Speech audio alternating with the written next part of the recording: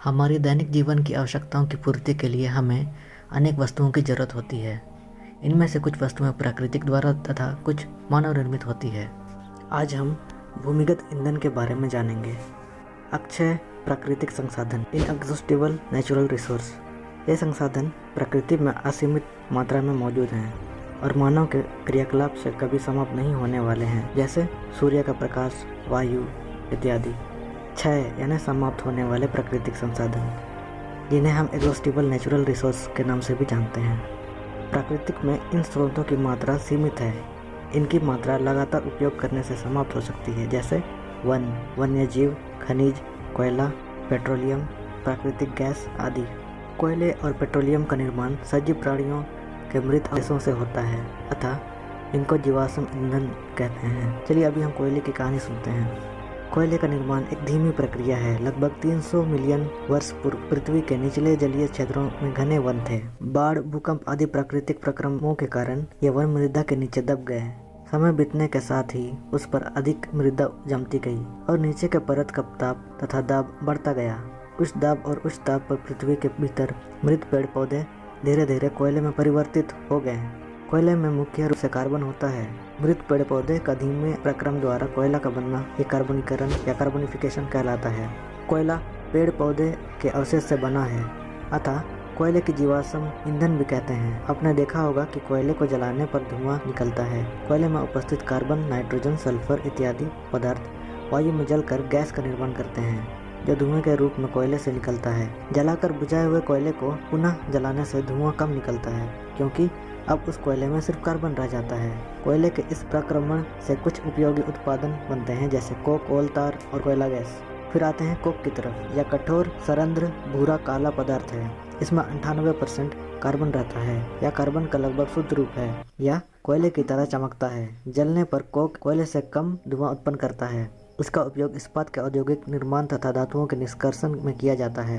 कोल तार, जिन्हें हम अलकतरा के नाम से भी जानते हैं, यह एक अप्रिय गंध वाला काला गाढ़ा द्रव्य है। इसमें लगभग 200 पदार्थों का मिश्रण होता है। कोल तार से प्राप्त उत्पादों का दैनिक जीवन में काम आने वाले विभिन्न पदार्थों के औद्योगिक निर्माण में तथा उद्योगों जैसे संश्लेषित रंग, औषधि, विस्फोटक, सुगंध, प्लास्टिक, पेंट, फोटोग्राफिक सामग्री एवं छत निर्माण सामग्री आदि में भी उपयोग होता है। कीटों तथा मौत इत्यादि को भगाने के लिए प्रयोग में लाई जाने वाली नैप्थलीन की गोलियां भी कोल तार से प्राप्त की जाती है। कोयला गैस या कोल गैस, कोयले से कोक बनाने के प्रक्रमण में कोयला गैस प्राप्त होता है। यह कोयला प्रक्रमण संयंत्रों के नजदीक स्थापित उद्योगों में ईंधन के रूप में उपयोग की जाती है।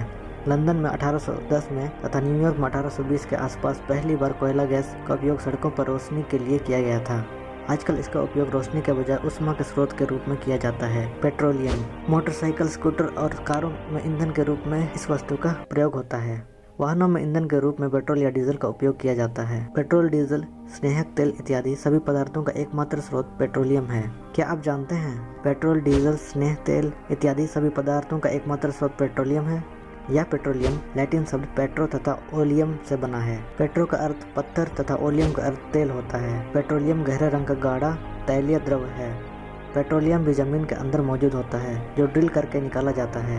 पेट्रोलियम का निर्माण समुद्र में रहने वाले जीवों के मृत अवशेषों से होता है। जब ये जीव मृत हुए तो समुद्र के तल में जाकर जम गए और मिट्टी और रेत के सतह से दब गए। लाखों करोड़ों वर्ष में वायु की अनुपस्थिति, उच्च ताप एवं उच्च दाब से मृत जीव पेट्रोलियम तथा पेट्रोलियम गैस में परिवर्तित हो जाते हैं। यह आप देखते होंगे कि तेलों के भंडार के ऊपर गैस की परत है और नीचे जल की परत है। आपको ज्ञात है कि तेल जल से हल्का होने के कारण जल के ऊपर तैरता है, वह जल में मिश्रित नहीं होता है। पेट्रोलियम की जमीन के अंदर से तेल का कुआं खोद कर निकाला जाता है। इस कुएं से निकाला हुआ तेल गहरे रंग का अप्रिय गंध वाला होता है। यह विभिन्न संघटकों जैसे पेट्रोलियम गैस, पेट्रोल, डीजल, स्नेहक तेल, पैराफिन, मोम इत्यादि का मिश्रण होता है। पेट्रोलियम से उनके विभिन्न अवयवों को अलग करने की प्रक्रिया को पेट्रोलियम परिष्करण कहते हैं। यह कार्य पेट्रोलियम परिष्करणीय में संपादित किया जाता है। इस विधि में पेट्रोलियम को गर्म कर विभिन्न ताप पर निकले वाष्प को उड़ाकर उसके संघटक को प्राप्त किया जाता है।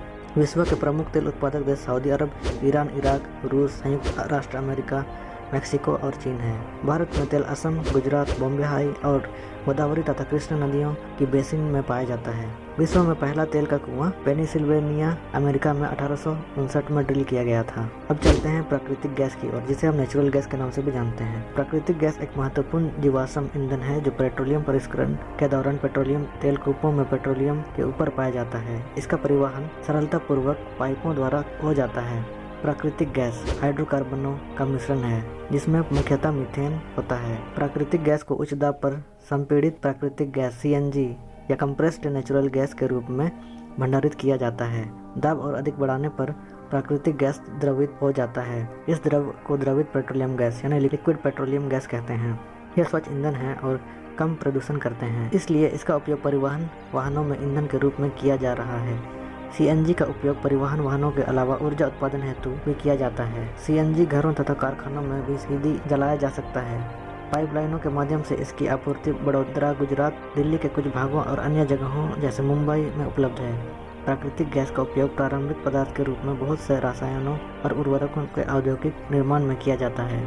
भारत में प्राकृतिक गैस के विशाल भंडार हैं। हमारे देश में प्राकृतिक गैस त्रिपुरा, राजस्थान, महाराष्ट्र और कृष्णा गोदावरी डेल्टा में पाई जाती है। प्राकृतिक संसाधनों का संरक्षण। अब हम आते हैं प्राकृतिक संसाधनों का संरक्षण। आपने जाना कि जीवाश्म ईंधन के निर्माण में लाखों करोड़ों वर्ष लगते हैं। आधुनिक जीवन प्रणाली में हम लोग ऊर्जा के लिए अधिकांशतः जीवाश्म ईंधन पर आश्रित हैं। अभी तक जो ज्ञात भंडार है वह सीमित समय तक ही चलने वाले हैं। जीवाश्म ईंधन में उपयोग एक और हानिकारक, इनके जलने से निकलने वाली गैस वायु प्रदूषण का मुख्य कारण है। इसके कारण विश्व उष्णन तथा ग्रीन हाउस प्रभाव भी उत्पन्न होता है। अतः यह आवश्यक है कि जीवाश्म ईंधन का उपयोग स्वच्छ कर करें, जिससे प्रदूषण का खतरा कम हो और ये ईंधन लंबे समय तक उपयोग के लिए उपलब्ध रहें। भारत में पेट्रोलियम संरक्षण अनुसंधान समिति ने लोगों को सलाह दी है कि गाड़ी चलाते समय पेट्रोल बचाने के लिए निम्न बातों का ध्यान रखें, जैसे सामान्य और मध्यम गति से गाड़ी चलाना चाहिए। यातायात में लाइटों पर या जहां प्रतीक्षा करनी हो गाड़ी का इंजन बंद कर देनी चाहिए। टायरों का दाब सही रखना चाहिए। गाड़ी का नियमित रखरखाव करना चाहिए और यदि संभव हो तो ई-रिक्शा या बैटरी से संचालित वाहनों का प्रयोग करना चाहिए।